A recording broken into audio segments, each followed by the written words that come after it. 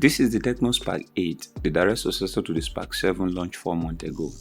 It has 6.52 inches HD Plus screen, a 16 megapixel main camera, a 5000 mAh battery, and it is powered by MediaTek Helio P22 CPU. Hi everyone, it's Steve here and you are welcome to my video review of the Tecno Spark 8. I've been using this device for over a week now, and in this video, I'll be sharing my thoughts with you, hoping to be of help in your buying decision. Recently, we crossed 1000 subscribers, and that was made possible because of you. So, know that every single second spent watching our video, and even this very one, is highly appreciated. Our current target is 2000 subscribers, so if you've not subscribed to the channel yet, please consider doing so to push us closer to this target. Now, this video will be highly review focused than just unboxing, but I made a 60-second unboxing video, which I will link in the description below if you want to see something like that. But still, here's the general overview of the box content.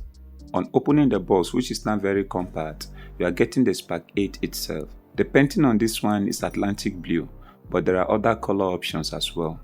In comparison to the Tecno Spark 7, the rear of the Spark 8 has now been redesigned.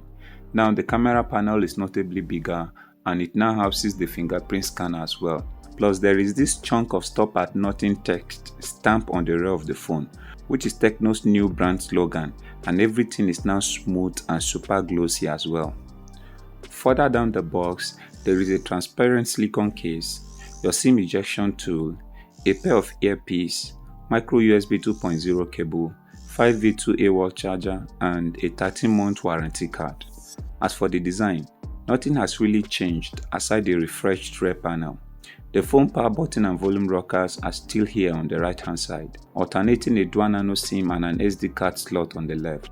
You get an emptied upper chin, while the basement is kept a little busy with your call receiver, micro USB 2.0 port, and a 3.5mm audio jack. No loudspeaker grill on here, and it is not on the rear either. That is because the earpiece grill on the Spark 8 also doubles as the loudspeaker, which is not actually a good choice. More on that later on. For the display, the new Tecno Spark 8 comes with a 6.52 inches screen, same panel used on the older Spark 7. It is a 60Hz IPS screen with 720 by 1600 pixels resolution. This is a 2GB 1920p video, and you can see how the Spark 8 is handling it. You can also see how rich the color reproductions are, but there is one issue here: the sound output. This earpiece loudspeaker combo doesn't seem to work well, so even though the speaker is facing you directly, the sound output is not loud. Howdy. What are you up to, boy? Nothing. Nothing? Oh, what's your name? Arlo. Well, Arlo, you don't look like you're doing nothing. Probably this should be a glitch Tecno could fix through a future update. Artemis, shut your mouth. On the software and hardware department, the Spark 8 is given a lower clocked MediaTek Helio P22 CPU with 4 1.8 GHz and 4 1.5 GHz CPUs. It has PowerVR GE8320 GPU, 2 GB of RAM and 64 GB internal storage, while Google Android 11 with HiOS 7.6 is available out of the box. In case you wish to compare the performance on this phone with your current smartphone, you can simply download Antutu version 9 and Geekbench version 5, then compare your result with what we got, which is 100,348 in Antutu and 115 and 401 on Geekbench for single and multi-core tests respectively. This OS is mostly fast and smooth, and I don't have any problem with it except for ads and bloatwares.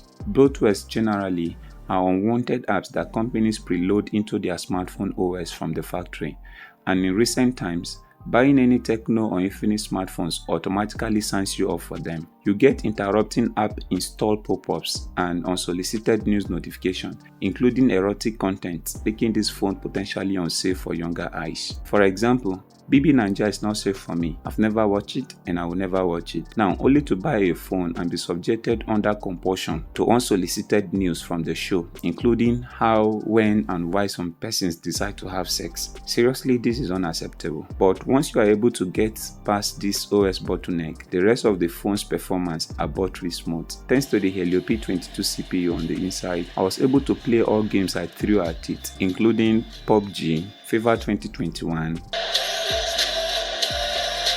Call of Duty, and more.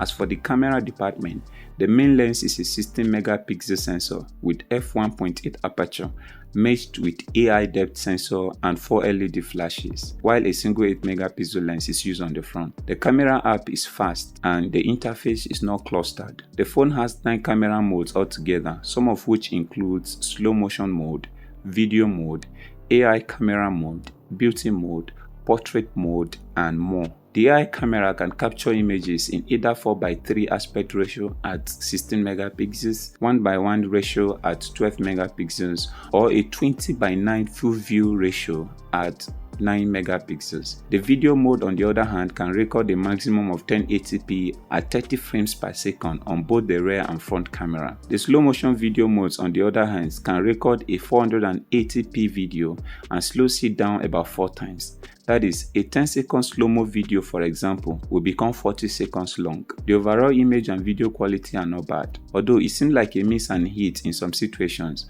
but given the right lighting condition, both the front and back camera can take social media ready images. For security, the Spark 8 has a rear fingerprint scanner, which I did not use most of the time because the front face ID feature worked really well. And when I had to use it, it does work well too, mostly 8 successes out of 10 trials.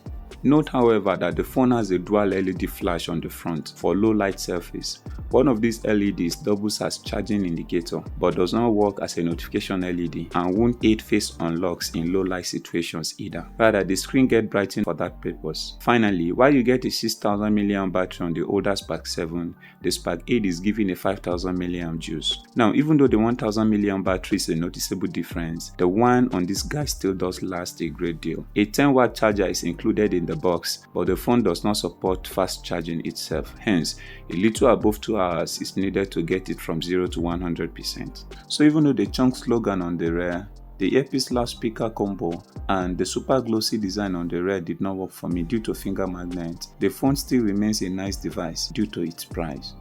But with the availability of the Spark 7, it might be somehow difficult to find the right shelf to place this new Spark 8 in the market. Reason being that everything the Spark 8 can do, the Spark 7 can do it, and even better in some cases. For example, the design material on the Spark 7 seems more appealing to me than the Spark 8. Plus, you are also getting a larger 6000 mAh battery on the Spark 7, which can even be purchased at a lesser cost than the Spark 8. So that is my opinion on the Tecno Spark 8. You can let me know what you think about this device in the comment section below. If this video is of any help to you, a thumbs up will be highly appreciated. And if you've not subscribed to the channel yet, please help us get to our next target of 2000 subscribers by hitting the subscription button below. Thank you for watching. Bye bye.